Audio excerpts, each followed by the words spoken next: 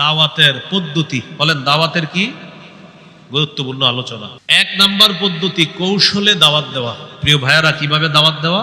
সূরা নাহল 125 নম্বর আয়াত, 14 পারা 20 নম্বর পৃষ্ঠা আল্লাহ বলেন, উদউ ইলা সাবিলি রাব্বিকা বিল হিকমাতি ওয়াল মাউইযাতিল হাসানাহ ওয়াজাদিলহুম বিল্লাতী হিয়া আহসান। নবী, আপনি আপনার রবের রাস্তায় দাওয়াত দেন কৌশলের সাথে, উত্তম ওয়াজের মাধ্যমে আপনি দাওয়াত দেন। ওয়াজাদিলহুম বিল্লাতী হিয়া আহসান, আপনি বাতিলদের সাথে উত্তম পন্থায় মোকাবেলা করেন। তাহলে কৌশলে দাওয়াত দেওয়া। বলেন কিভাবে দাওয়াত দেওয়া?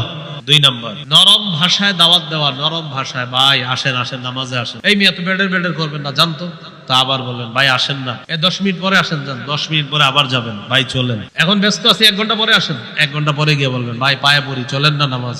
এইভাবে নরম ভাষায় দাওয়াত দিতে হবে। আর ঘটনাচক্রে যদি আপনার দাওয়াতে ওই লোকটা নামাজি হয়েই যায়, এটা আপনার নাজাতের জন্য যথেষ্ট হয়ে যেতে পারে।